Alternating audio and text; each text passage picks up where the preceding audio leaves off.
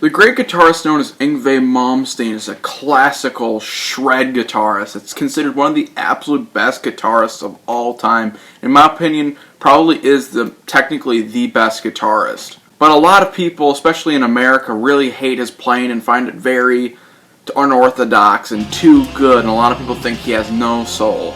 And that's how his first couple bands thought of him too. They thought it was just a noodler and nothing else. But there was a force that was rising, and that force was Yngwie's.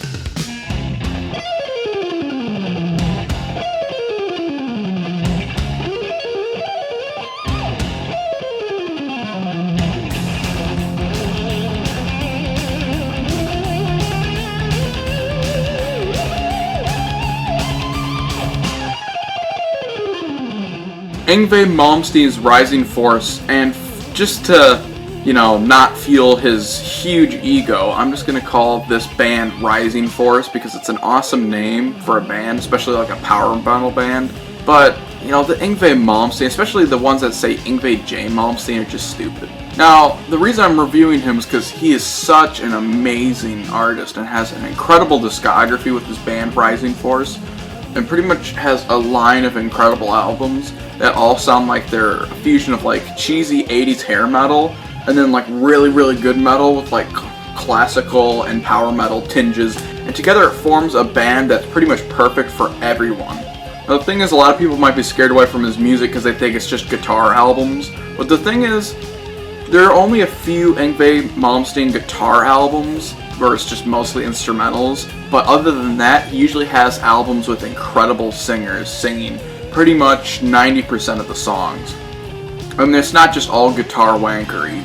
So we start with Yngwie Malmsteen's Rising Force, the self-titled album that came out in 1985. The artwork starts a long trend of Yngwie Malmsteen covers where it just shows Yngwie epically posing with his guitar, and in this one he's just holding his guitar in flames. Now, the problem with this album is that it is pretty much just mostly an instrumental guitar album. I'm not too into that. And what's funny is this is usually widely considered Yngwie's best album for some odd reason. I don't know, I guess a lot of people just prefer him for his guitar albums, but I mean, if you want a guitar album with like a lot of cool instrumental stuff, I guess you'd like this, but to be honest, I think a lot of the instrumentals here are forgettable. But on this album, there are two songs that are sung by the Jeff Scott Soto, who doesn't do a very good job on this album. He'll be on the next album, sing a lot better, but here he sounds very generic. So we start with an Yngwie classic called Black Star, which is an instrumental with like a beautiful guitar intro, and then it goes into a very, very slow, brooding melodic song with a lot of shredding over top of it. This song is considered like Yngwie's best song, and it really doesn't do that much for me. I get that it's like a cool instrumental and there's some cool diversity and shit to it, but it's just the same rhythm throughout and it doesn't explore that much. It's honestly just not that interesting to me.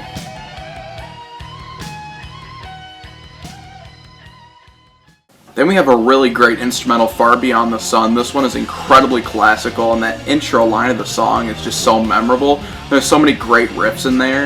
In fact, the song is so good, and Yngwie's guitar acrobatics are so insane that this sounds like a classical piece back in the day, and it's one of my absolute favorite Yngwie instrumentals.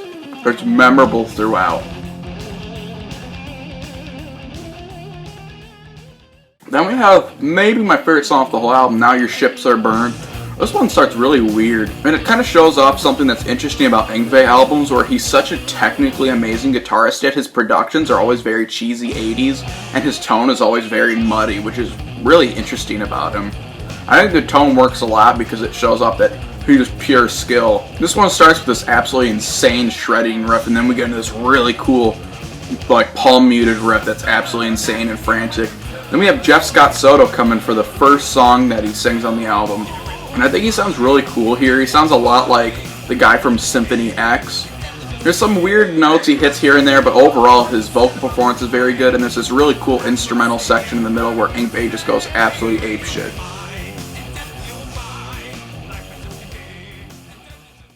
Then we have Evil Eye, which is a pretty cool instrumental. It has some beautiful passages in there, and it gets into some really cool classical shredding.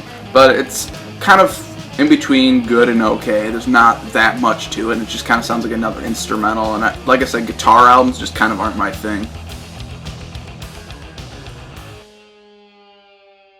Then we have Icarus Dream Suite, which is influenced by a lot of classical pieces, and this song is like 8 minutes and doesn't really do much for me. It's way too long for what it is, and I'd much rather have vocals on this for like a really cool epic song. But other than that, it's just kind of boring because it just plods on for a while. Now we have As Above, So Below, and this song is the last song to have Jeff Scott Soto sing on the album.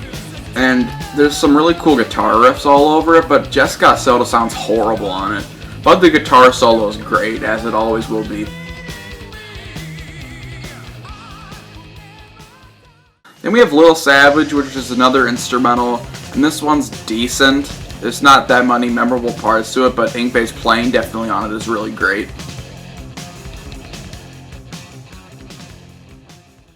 Then we have this little outro sort of thing called Farewell, which is really pointless and doesn't really do anything for me either.